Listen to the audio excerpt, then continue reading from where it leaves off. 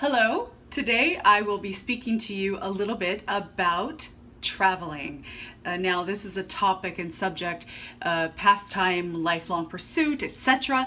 that is very near and dear to my heart.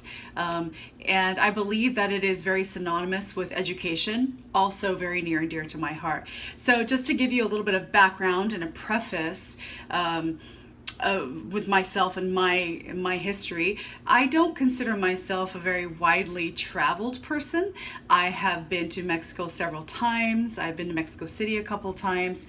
I have been to Spain several times. I have been to the north of Africa. I actually visited Tunisia in 2010, before the revolution, and I went to Tunis, and that was wonderful.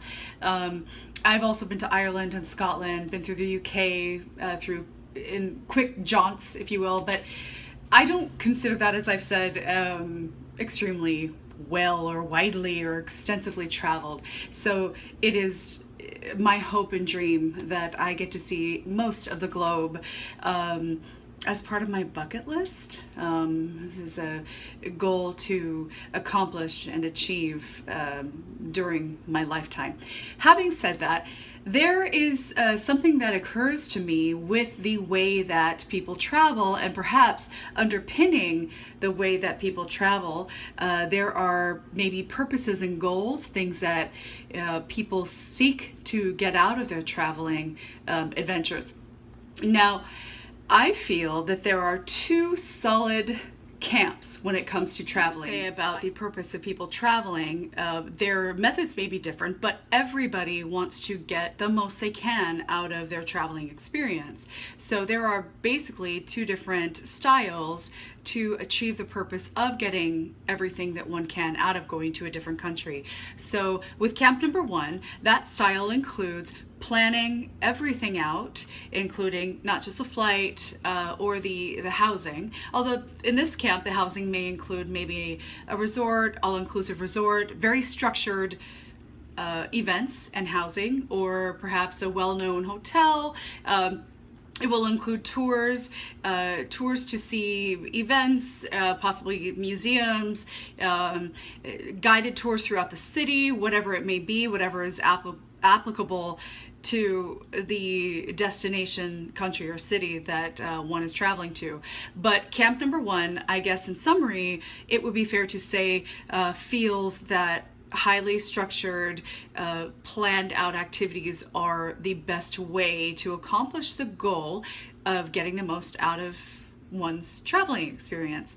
Now, I belong to camp number two that is not 100% against making plans. For example, knowing what events might be occurring during the time of your travel, or perhaps like there might be a festival, or perhaps there's a I'm not against planning in general.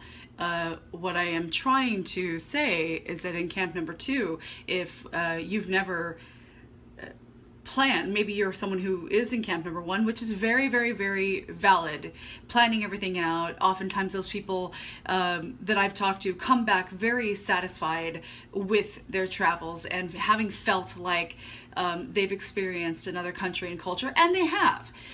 I would recommend, though, you try to step foot in camp number two before you end your traveling years and experiences.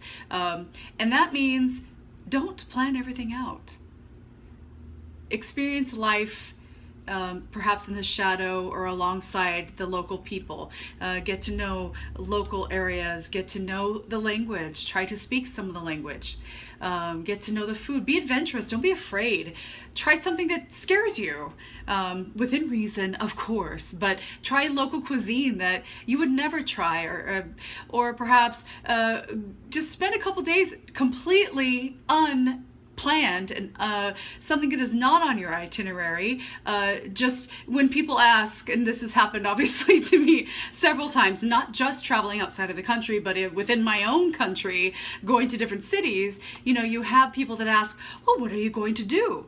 Well, what I'm going to do is I'm going to live.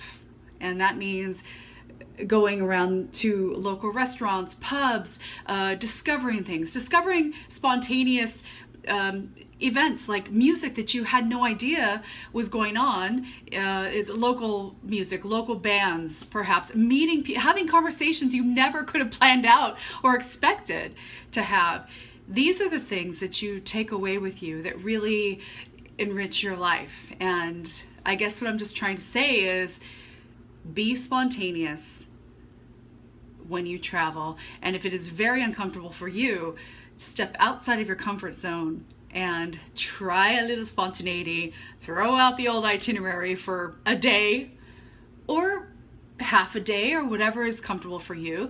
And having said this, I do have to say that I have tried traveling via Camp A's style, or Camp One's style. So I know what I'm talking about. And I've tried planning everything out and living according to an itinerary and going through guided tours through museums and monuments, and that's fine. I'm just saying that we should all venture out once in a while outside of our comfort zone, and that is what really teaches us and gives us new experiences that help us grow and help us find joy and gives us lasting memories. In the end, that is all we have. So thank you so much for listening to my little tidbit on travel.